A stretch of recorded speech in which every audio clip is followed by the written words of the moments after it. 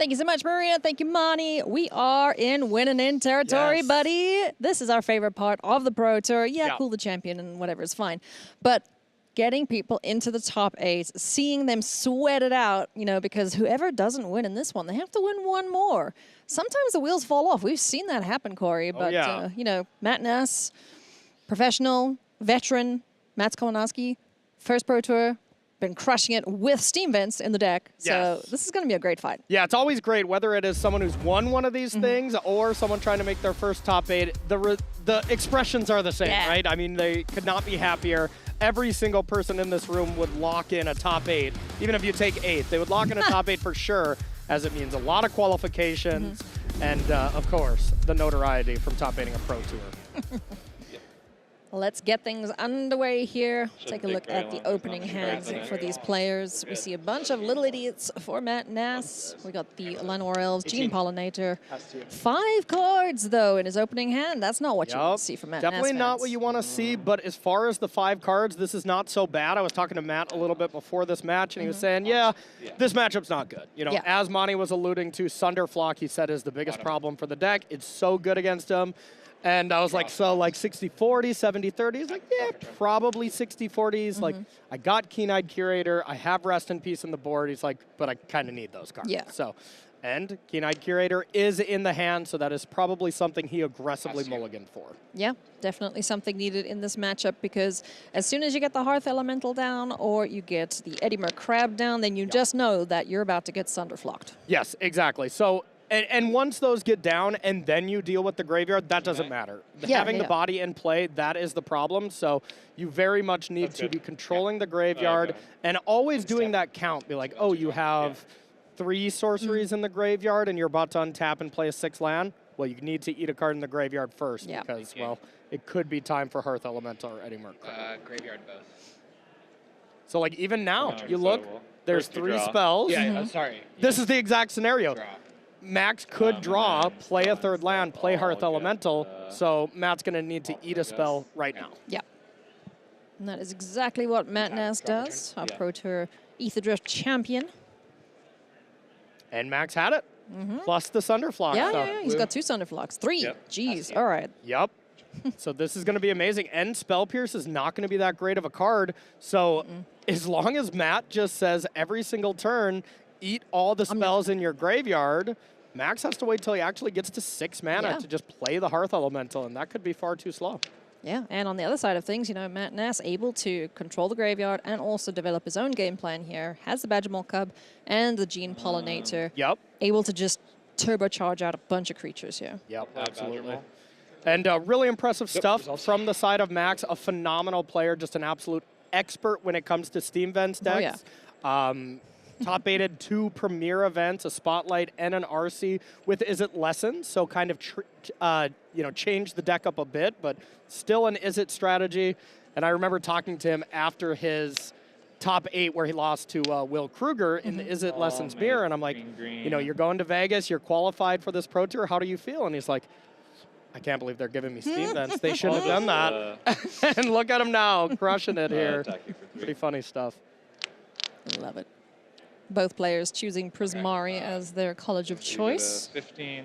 So some inter-house conflict going on here, but you know what? I'm pretty sure they're happy to do battle, as it does mean that the winner gets a spot in the top 8. And looks like right in the draw step, eat those 2 spells.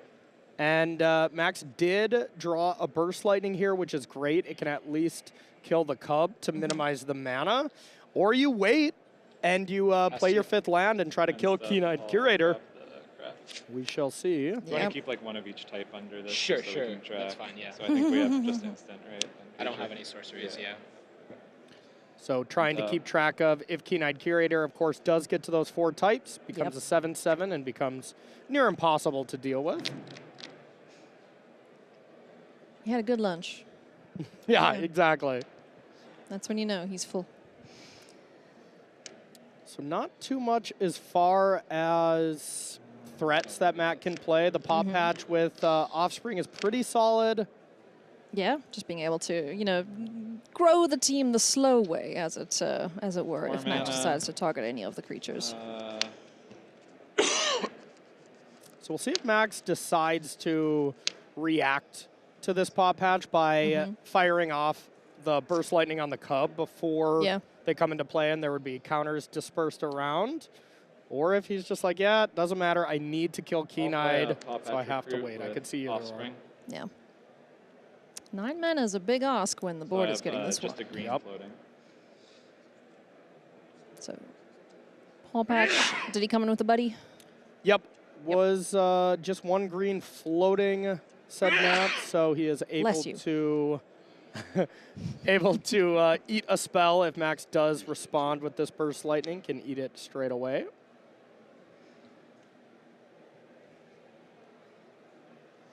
And yeah, Sunderflog is the best card in the matchup, but when you have 3 of them and really no ability to put them into play, it is quite brutal. And Maxx doesn't even have land 5 to be able to burst lightning this Keen-Eyed. Yeah, Keen-Eyed getting real large. And now getting busy. Back you for 5. Swinging in for 5. So Maxx. to 10. So, All shock down to 18. 2-turn clock. Life totals largely don't matter. Clock? Yeah. So, right, Orboid off the top. Steam bend. Might not even need it. So far, that's 5, 6, 7, 8, 9, 10, 11, 12. Low state. Oy, okay. So if there's no blocker to be had or a removal spell.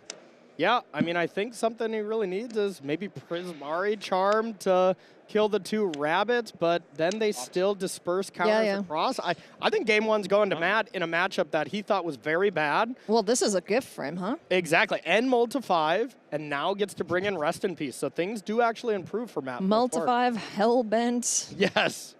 Everything just on the board. Exactly. Maxx wishes he could be dumping his cards on the board too, but Keen-Eyed Curator has just went the distance here. Yeah.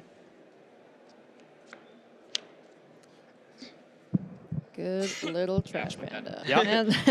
That looked like an impractical joke off the top, which is great, but the rabbits dispersing the 2 counters if you try to kill anything is really, really strong. It really messes with your math there. So into game 2, Matt Nass got away with one there, you got to feel like. Gotta feel great about that. And now has Keen-Eyed in hand as well. But the one thing Maxx was very much missing is any way to deal 3 damage to a creature. This time he has that. Impractical Joke. Excellent card from the new set, Secrets of Strixhaven. I do love all the puns in the names. Yes. Unsubtle Mockery being one of my favorites. Yeah, the set is really incredible, both for limited and constructed. Yeah. Really a home run here. Yeah, if you've missed any of the limited action yesterday and today, I highly recommend you go back and watch it. There were some amazing games of limited from our players. Absolutely. Do yourself a favor and watch round 10, that's for sure. Okay. So Maxx did decide to not play Keen-Eyed here, kind of put this out there, because, well, Keen-Eyed right now, you could get spell snared, you could get any kind of other counter spells that Maxx could have, and that's a little risky. Sure. But that is tough to deal with Charm, huh? Yeah, that is interesting. I mean, Charm with the Offspring on the stack, I believe you could just kind of clear out a couple creatures, but... Drop a turn. Yeah. Wouldn't be, is it 2 counters? Because 2 creatures would be targeted, right? Yeah, they both get out of range straight away. Okay, yep, of course. You can just save the Llanowar Elves. So yeah, Prismari Charm's actually not as amazing against that, yeah. It's good to try and shore up your draws here, but yeah. Draw this. Being able to ding critters down is not a possibility with those rabbits. Yep. Shock. 16. Pass to you. And now looks like Keen-Eyed Curator is almost assuredly going to be played, and it looks like it is going to resolve, and Matt's going to be able to start eating 2 spells from the yard. Yeah. But there's a lot of spells. There is, and there's a Rel in there, so that's a different card type already. Yep, looks like 4 spells to eat those, so leaving Maxx with 2 of them, it very easily could be time for Eddie Merc next turn, and that's a problem for Matt for sure. Orboid. Oh. Wow. Nice. Going big. Oh, I like this. Yep. Yeah, alternatively, instead of trying to eat the graveyard, what about trying to win the game? Yeah. To 11. What about just beating you up? It's a good plan. Yeah, I mean, this is just presenting lethal next turn. Yeah. And Maxx has done a lot of, you know, manipulating the library. Yeah. Need that crab. Need him now. Need the crab into Sunderflock, basically. Yeah. Can he? No, he can't do it yet, right? Blue, blue, blue, blue. Yeah, we probably can. So Yeah. 4 spells there. I believe that card under Ral is a get out. Yeah.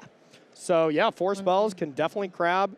Does not have another land, but can go something like Impractical Joke and crab. But the problem is when you crab, you do trigger the Paw Patch Recruit as well. So Yeah, Maxx that's is true. just in a lot of trouble already. I don't think too many people are playing the Izzet decks this weekend. Thought they'd have to deal with Selesnya Oroboroid. Never mind an Oroboroid deck. Yeah, Matt played this in one of the Magic Online Championships events, and he top forward. He lost lost to a top deck from a player. I was watching, and then he just said, God, I hope I didn't give away a really good deck before the Pro Tour. Might have, but nobody really picked it up. Yeah.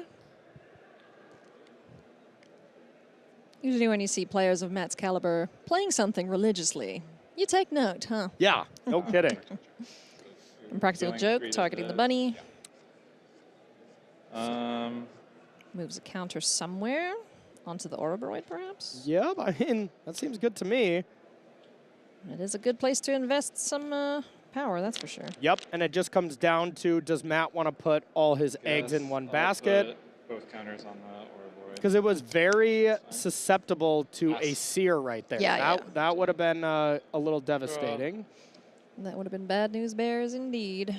So Eddie Merck is still going to come down and Sure will. assuredly has to. But that doesn't stop the counters from being placed on the creatures. But, you know, it does buy him the time to then get Sunderflock down and just go whoop. Bye-bye, Yeah. Sunderflock's not even in hand, though, so that's the problem. Oh, right. I was so used to seeing 3 in hand Yeah, in the right. last game. I was just like, oh, it is in hand. Oh, it is? Supposedly. Okay. Yeah.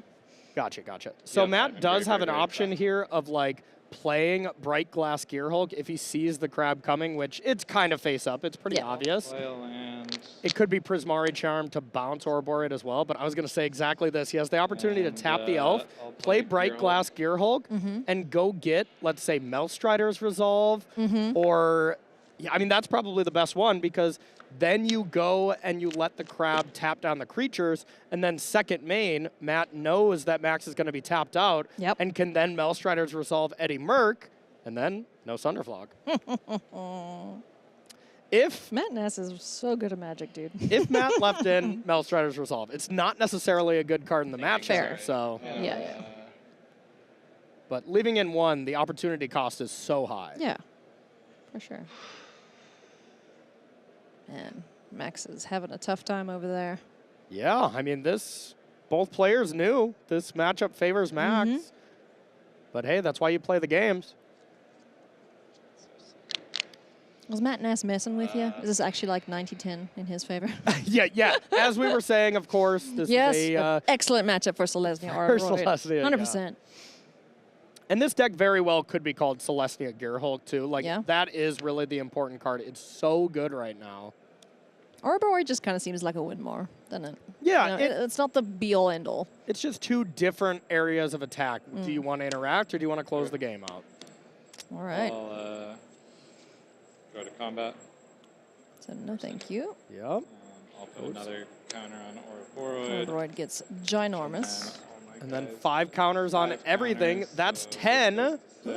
Max is going to be Good lord. down to 1. But, 5. I mean, this is exactly the threat that Matt presented there. Is Yeah. with that Gearhulk getting a Melstrider's Resolve, Yeah. which we assume is in the deck, he had to annul instead of playing the Eddie Merc. So now if Maxx can top deck a land, could have went Eddie Merc plus Sunderflock, but it is not indeed a land. Man, that is so rough here for Max.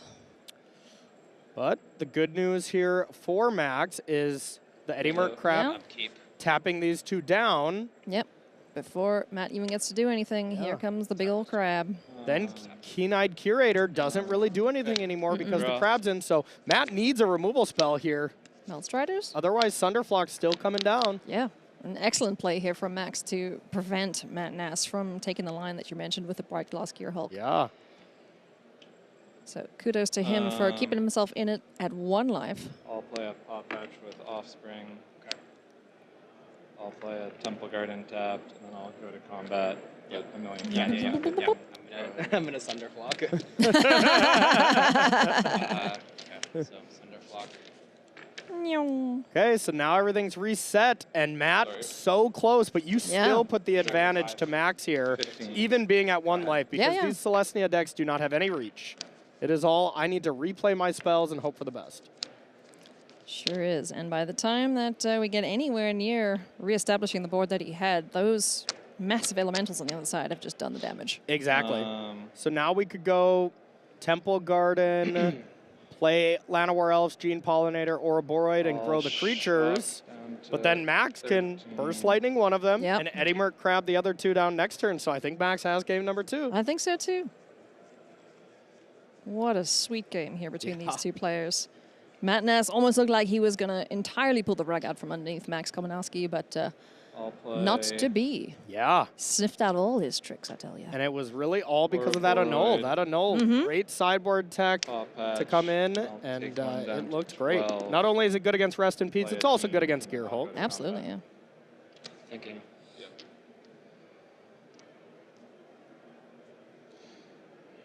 So plenty of critters on the board here. Burst Lightning can be cast before the counters get put on the creatures. Yep. I mean, getting rid of Paw Patch seems like a good idea, considering he's got Trample. He's just kind of looking for lethal. Yeah. As now Max can go Eddie Merc proactively and tap down everything but Ouroboros and force a block, and then Burst Lightning if Matt didn't block. Or this is the other option. Burst Lightning down 1 creature, Eddie Merc during Max's turn, and likely still cleaning this game up. This has been a great little exchange between these 2 players. Yeah, absolutely. Max considering a double block here on the Crab, which also feels pretty bad. Any removal spell means Max loses it all. But Max just puts himself into the thought process of, can I beat a removal spell anyways? Yeah. And we might be getting to the spot where he can. Yeah. Broadside Barrage you see in hand there for Max, so he can certainly answer one of these blockers, keep his critters safe. Yeah, and just the fact of, do I want to die to another Burst Lightning? Yeah. So I might just chump block as well. Both players at 11 and 2. This is a win and in. If he gets your 12 wins before round 16, you are locked. We have 1 player in so far, Uri Zhang, Team Sanctum of All. Yep. Absolutely crushing everyone with Izzet lessons. No kidding. Taking them to school, you could say. I would say that. And they did just beat Matt Nass not too long ago, earlier in the day.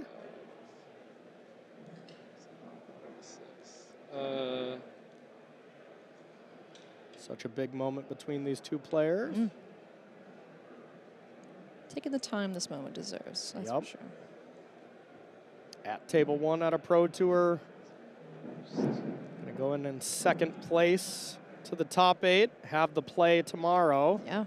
Versus, you have a lot of opportunities to still top 8 if you lose this, but you don't want to put it up to chance by winning that very last round, round 16. Yep. Even though their breakers will be good. If you lose all the way until that round, your breakers are still going to be quite solid. Yeah, don't give yourself that stress. Yeah. 2 cards, yeah. So now Max just deciding which one of my game-breaking plays is better. Just barraging Ouroboros or Eddie Merc crabbing down. Sure. Draw discard. Yep. The blocker, yeah. Yep, no way to have anything have haste. Wait a minute, except Badgermole Cub. Did Max just leave himself vulnerable to a top deck Badgermole Cub for the win? With a hasty land? Oh, that was an unnecessary risk, I think, from Max. It isn't there, but... No bossing say either? Nope, not in the deck. Not in the deck, okay. Yeah, but, I mean, I believe Matt just had, what, 8 out? Or I guess he's not. I'll play an elf. Playing Nature's Rhythm. Yeah, the Nature's Rhythms are only in the sideboard. Make the Kenai big. Okay. Artifact creature, and I'll do instant sorcery on you. Nice. And I'll play a tap land. And Yeah, so Matt had 4 outs there, which might have been a little Yep. too risky there for Max. Yeah. But ended He's up glad it taking didn't backfire. Yep. I mean, yeah, he's going to be very glad it didn't backfire there because he played the rest of that game superbly. Exactly. That would have been a moment where you look back and you're like, oh no. Like, What did I do? with that Emerk Crab being able to tap down Ouroboros and the land, you really couldn't have lost there. Game 3. Let's go. Both players with a hand of 7. You'll love to see it. Let's get the show on the road. Okay. Turn 1, Paw Patch for Matt Nass. And the Keen-Eyed getting ready to start eating away the graveyard, and doesn't look like Max has the best card for it, the Spell Snare. Go with a Wabbit. 19. Here comes Keen-Eyed. Yep. Another great card up against Max. Just a 3 of in the sideboard, but a road. That is great against Eddie Merck at end step, so you can't untap and Sunderflock. Post 8. Nice. Okay. 2 card types for our little raccoon here, bud. Yeah, yeah. Go. Yummy. But just no removal spell until we found that Burst Lightning, so Max really wanted something that deals 3 damage, so looking for that Impractical Joke instead of Burst Lightning, so... I'll crunch you for 5. Punch for 5 and I'll 13. nibble on your graveyard. And now Matt gets to just play Gene Pollinator, say go, have 2 lands available to eat 2 spells, and there's no point in eating anything now because, well, Hearth Elemental could not be cast no matter what. Yeah, Hearth Elemental in hand. No Eddie Merck Crab to speak of right now. Sleight of hand, the draw. Yep. And With the 2 play here for Max. With 2 Sunderflocks in hand, we're at a position in this game where if Max puts one of them on the stack, the game's over. Yeah. No doubt. You don't beat 2 Sunderflocks from this Celestia deck at all. You barely beat 1. That's where you need those dragon sniper guys, yeah? Yes, yes. Death touching reach guys. Yeah, that's not really the game plan you want to play against a Sunderflock. No. Big sigh from Maxx Kominowski. Exile the top 2. So heroes hang out, basically just sleight of hand. Yeah, in red. Yeah, just a 5th Just sleight of broadside hand. Yep, so end of next turn, Broadside Barrage can be played. That will be an answer to the Keen-Eyed, but will it be too late? Time will tell, Corey Baumeister. Pass. I'll Alrighty. get instant. Turn passes back to Matt. He's slowly receding into his hoodie. Yeah. That's when you know things are getting Yep. serious. Yep. And Keen-Eyed Curator gets 2 card types. So not really going to be able to get any more types, so it is really going to come down to, does Matt want to play Ouroboros here? Or just hold up as much mana as possible, or Bright Glass Gearhulk off the top. That's probably the riskiest, because your 4-drop can get dealt with for 1 mana from the Spire, Bluff Canal, I'll take and 1 Null. down to 18. Ouroboros. I'll respond. In response, we're going to see a Burst Lightning on one of these creatures. Yeah. Patch? Burst lightning. Yeah. Paw patch. So that counter doesn't get to be placed on the Ouroboros. That was the main reason. So now we'll see if Matt wants to tap that to eat a spell. If not, why not? Yeah, I would think so. Yeah, it doesn't add to his type count, but at least does slow down a Hearth Elemental Sunderflock Yup. shenanigans. But it is Put a looking counter like... on Yeah. Keen-Eye, I guess. And that is kind of brutal because the Keen-Eyed will get up to 5 toughness, but that's still just perfect for Broadside Barrage to clean up the powerful 2-drop here. Would it not have been the same net effect if he just put the counter on the Ouroboros? It was on the stack. Oh, right. Yep, Sorry. yep. That makes perfect sense. So now just deciding, do you want 5 damage in or 7 and eating an extra spell? It is a big choice because eating the extra spell puts Max down to 2 spells. 5 would put you to 8. The Barrage could put 2 spells into the yard. Sure. So if you don't need a spell and Max top decks a spell, he could go Barrage on the Keen-Eyed and then play Hearth Elemental if he discarded the spell that he drew. So that's the big choice. Barrage is in hand, right? It's in the exile zone In the exile. from Hangout, yeah. Gotcha. But it's about to be in the graveyard, and so will the Keen-Eyed Curator. So basically, Matt is just saying, do I care if you go Barrage and play a possible Hearth Elemental?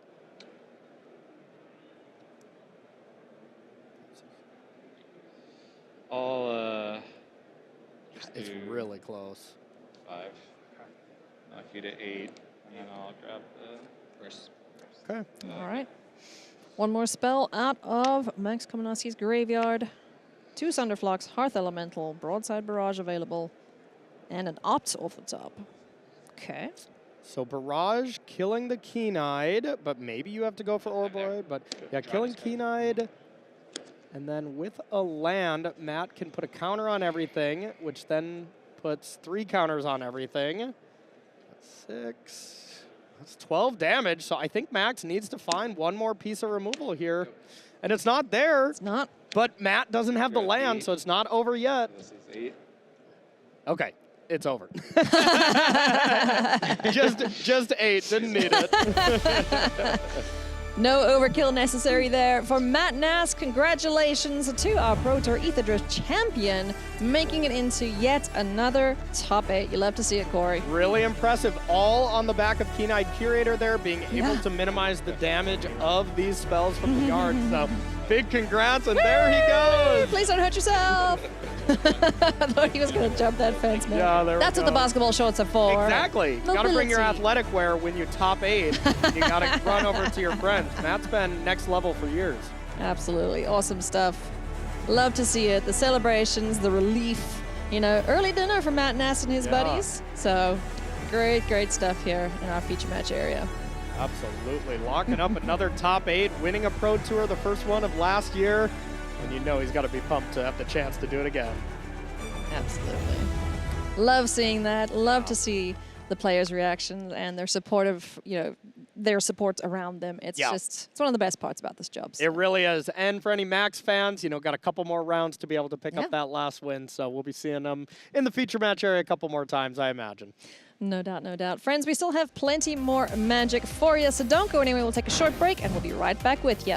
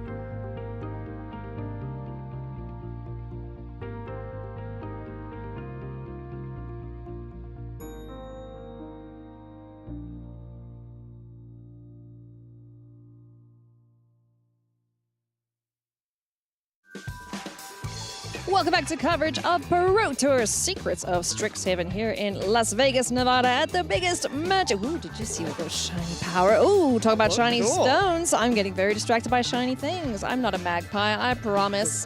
Hi everyone, I'm Ailey Learning alongside Corey Baumeister, and we are putting people into the top 8. We just saw Matt Nass make it through. Maxx Kominowski is going to have to take one more round to do so. Yep. Those were actually the only players who had win-and-ins this round. So that means we get to go and check out some other cool peeps, see some sweet decks in action, and, you know, maybe get someone back on the Pro Tour with 10 wins. Absolutely. Those two players this round, Mike Sigrist, Kral. Yeah, going to be really exciting. 10 wins, get you that requalification. We haven't seen a Mike Sigrist on the Pro Tour in a while, but, you know, former Play of the Year, Mike has really done it all.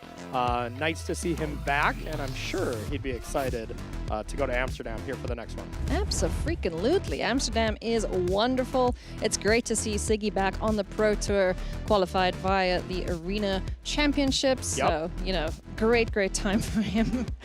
I do remember one of his survey answers about making it to, you know, what it would mean to make it to the top 8. And he was like, just another Sunday. I was like, oh, okay. Yeah, he's done it all in the game, not really phased by the pressure. And of course, a limited aficionado, one of the better limited players to ever shuffle up 40 cards. Playing against a sweet Marty discard list from Kral. This archetype had a very good day 1 performance. As we see Burst Lightning take care of the little otter off of Storm Chaser's talent. Yeah, and Kral, no stranger to the feature match area as well. Made a couple of top 8s from the Spotlight series, both at the Secret Lair one in Indianapolis, as well as the Avatar Spotlight here in Atlanta. Yeah, all good. I'm not a very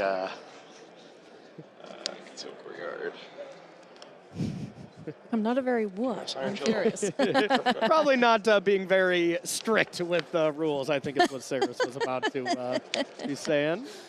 Oh, good. And this Mardu discard deck looks really cool. We've seen it a little bit before. You know, used to be playing Monument to be able to discard some cards with Iron Shield Elf, get some value. But this one in particular, playing Cool But Rude to have as a nice finisher, plus the new cards from Secrets of Strixhaven, the Hardened Academic, as well as the Practice Offense to just have a extremely quick clock. Don't forget Erode, also pretty good in the metagame at the moment. So I'm keen to see this deck do its thing. Yesterday we covered a match with Marty Discard. I don't think it was Chris though. It was someone else playing Marty Discard, and we didn't get to see it pop off. I really want to see it do so, but I also really want Mike to qualify. You know, so here we are. That is fair. Boomerang Basics sending that elf back. Sure, you might be able to be indestructible, but you're not hexproof. Yeah, and Mike just going for the tempo play there instead of trying to sleight of hand, set up his future turns. Doesn't have a land 3 at the moment, but neutralizing the battlefield for this turn and then sleight of handing and opting and stuff to make sure you hit your land drops next turn. Perfectly reasonable. Moon Shadow. So pretty. I love that art.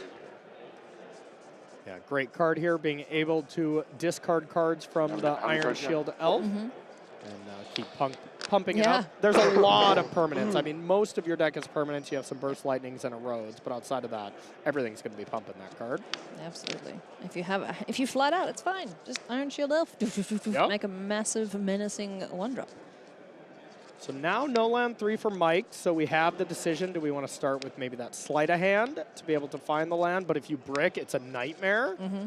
Or if you want to start with a flow state and almost assuredly guarantee that you'll get a land drop. Let's see what he decides. You're confident with his flow state. Is that good, Corey? I mean, 3 cards? You'd have to be so unlucky to miss. And then he has complaint equity at dinner. So I think it's a win. Okay, fair. Let's see. Does Mike Sigrist get complaint equity? Nope, no. Unfortunately. Always lucky. Always multiversal passage. So for sure taking that, and we'll see what else. And this really comes down to Mike setting up, getting ready for Eddie Merc Crab, getting those 5 spells in the yard. So next turn, you can tap down some stuff from Chris. This crab is everywhere. I don't like it. Yeah, I kind of thought going into this tournament that was going to be the best creature of this Pro Tour. Yeah. And it's definitely felt like it. Landfall having its great numbers as well, so hard to deny, you know, Ice Till Explorer or something being the creature of the tournament. I don't think Ice still makes that much of an impact, as much of an impact as an Eddie Merc does, Yeah. especially with a follow-up for Eddie Merc grab. Yeah, Eddie Merc is in a lot of decks. You know, I imagine it's one of the most played decks in the tournament for sure. Mike digging through the top of his deck, finding some action for the next turn. See if we can get this little otter turning sideways, or if Chris can keep control of this battlefield and just go ham.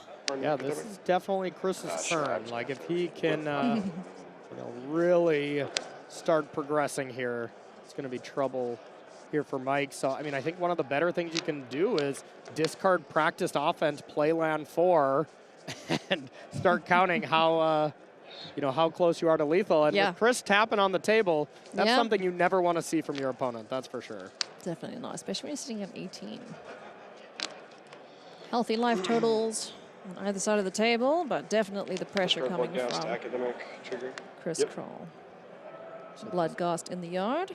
And can, you know, air quotes, flash that back if we play a land to get some free value. Yeah. Shock and Sacred Foundry trigger. Love free value.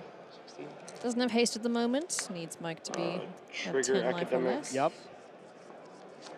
Wow, the synergies with this deck is through the roof. Now Bloodcast comes back, so you get a counter on target creature. Where's it gonna go? You can supercharge your Moonshadow a little more if you want. Start negating those negative counters. Oh my goodness, I believe that is practice defense offense in hand, so is able to get that going as well. So you would think if you want to maximize damage, you keep putting counters on Moonshadow, as that's the menace creature, you can't block it. Yeah. How much damage can it get through, though?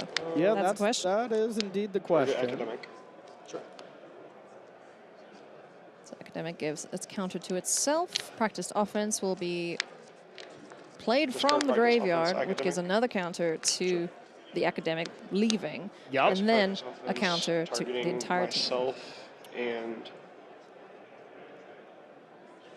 so one creature is going to get double strike here. Without a doubt. Yeah. Myself and academic trigger target itself. So that is... All right. So where the counter... So I've announced targets of practice offense as Moonshadow and myself, and then above that is the academic trigger from the card leaving my graveyard. Sure. And that's targeting the academic. Okay, so this is going to go to 4, and this is going to go down to 4. Right? Well, it puts a count on everything.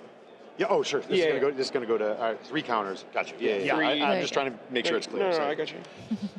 So that goes down to 4. They're negative counters. They get canceled out plus counters. Yeah. You can't have a negative counter and a positive counter on a creature. They just cancel each other out. Perfect. This is perfect. Chris Kral's deck is gorgeous, by the way. That's very pretty. Declare attacks. What got double strike, the bird? So you made double strike, right? Oh, yes, double strike. Sorry, I apologize. No. All right. Double strike for one creature here. I believe that was on the flyer, so that's going to be 10 from that. 11, 12, 13. Did I say I targeted Moonshadow? I don't know. You did. I did not mean to say that. Oops. I don't know. Yeah, I don't know how to handle it. It's fine. Yeah. Okay, so targeting Moonshadow for the double strike, it looks like. That is going to be less damage. Yeah. Yep. So that looks like 6, and then the flyers, that makes 11 damage. Then you can block the Iron Shield and just take 11. What would it have been otherwise? Well, it would have been a 3/3 double striker, and instead it would have been a 5/5 double striker. So 4 missed points of damage. Ouch. On that 18, correct? That's what I have you at. Yeah. It doesn't look like it was lethal this turn anyways, but of course, leaving 4 points on the damage at a Pro Tour, you know, at such a high-stake match. Every little bit counts. Exactly. Game's still looking incredibly good for Chris Kral here. Yeah, it might not even matter, you know, depending on what Mike is able to cobble together. But with Eddie Merc coming down next turn to be able to tap down some creatures. I'm going to gain 5. And it looked like there was a Roaring Furnace that could deal with one of the creatures. Still looks quite good. I'm discarding this turn. Yeah, I don't know. All right, so you go to 21, is that right? Yep, 21 to 7. Good. Turn passes back to Mike Sigrist. I don't think it'll matter, but I feel like a bonehead. Don't worry, Chris. Yeah, if you can get your mistakes out of the way at a situation where you're still going to win, that's definitely good. Way preferable. But now, as it stands, Roaring Furnace, deal with the Hardened Academic, play an island, and then I guess you can't Eddie Merc, though, so that's a big problem. So it doesn't look like that play is an option here for Mike. Because there's, what, 3 creatures on the board now, and they're pretty big. Yeah, 4 tricky creatures. So Mike really needs to find a piece of interaction that costs 1 mana, and I believe he did just pick up a Boomerang, which is nice. Yeah, Boomerang basics. So hitting the Moon Shadow would make a lot of sense. You don't want to kind of restart that. Don't want to target the thing with haste. That would make no sense. Yep.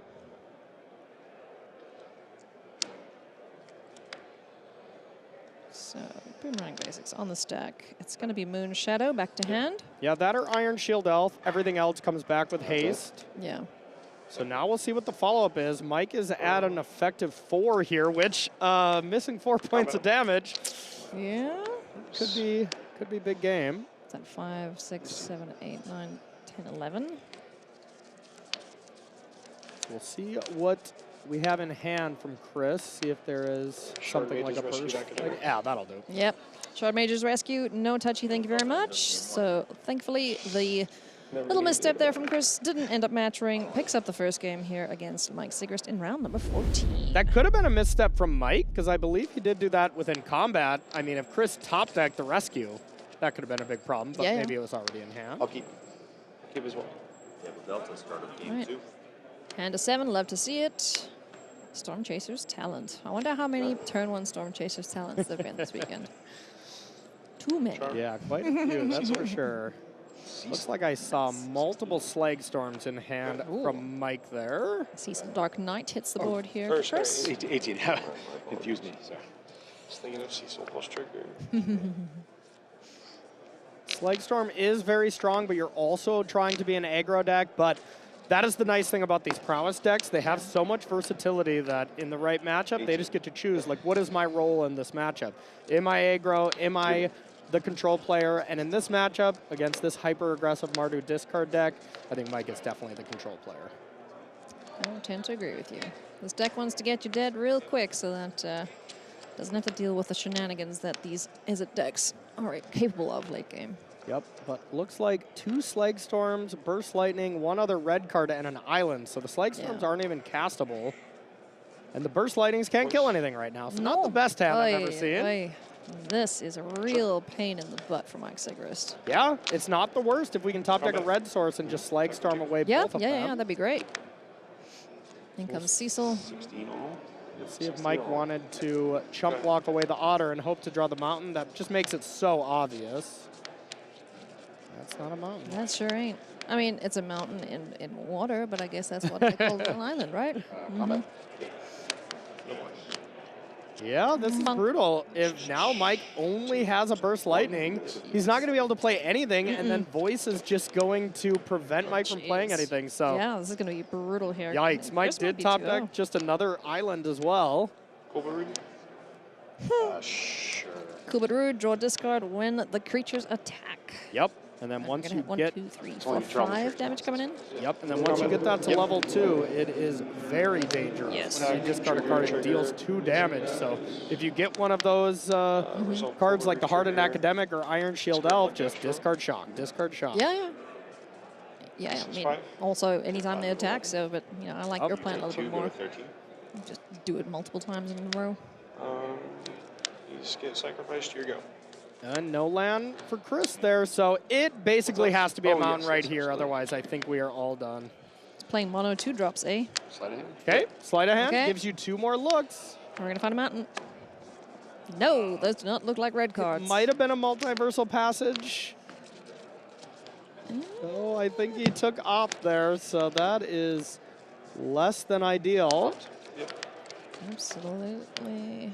But if he can find a way to deal 3 damage, an Impractical Joke, something like that to neutralize some damage, he'd still be in an okay spot, but that really felt like it had to be a Slight Storm. Yeah. 1, 2. Oh, geez. And there is the red source, but is it a little too late? So now Mike does have the ability to double burst lightning the voice or Cecil. And I feel like he's going to be pretty pressured into do so. The alternative is this Otter is a 3/3. You know, you could make it a 5/5 and double burst lightning. That is 9 damage. And then just hope you're not dead on the crackback. I don't love that either. Yeah, I think he needs to. 13, correct? Yep, that's what I got. He needs to get these critters dead real quick. So Cecil down. You hate wasting using 2 spells to kill 1 threat.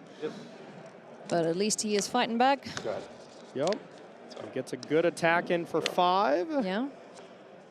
So 3 damage coming through for sure, depending on what Chris does with his mana this turn. And Besides without a land, you got to think that there's probably not going to be a lethal attack from Chris here, especially with Mike being at 11 instead of 10. This Bloodghast won't have haste type of thing, but yeah. Even if Mike does just Slag Storm next turn, you've lost your pressure, and you just have 2 Slag Storms and an island in hand. Like, it's still not putting you in a great spot. Something that would be great for Mike is top deck Eddie Merc, be able to Slag Storm, and then have the 5 spells in the yard to be able to also play that. Storm Chaser's Talon, kind of fishing back something from the yard as like absolute last resort. Strategic Betrayal. Okay, well, never mind. Yeah, There goes that plan. Strategic Betrayal gets rid of the creature and the graveyard. So now the Eddie Merc plan is not looking as powerful. Strategic Betrayal, just a phenomenal card up against these Spelemental style draws. And of course, this is prowess, but it plays like Spelementals if you want it to post board. Combat? Yep. Attack, trigger. Discard. Practice offense, draw. 2 goes to 9. Yeah. And with the practiced offense in the yard, this is very much presenting lethal. Excuse me, didn't level up the class there, so it's still all right.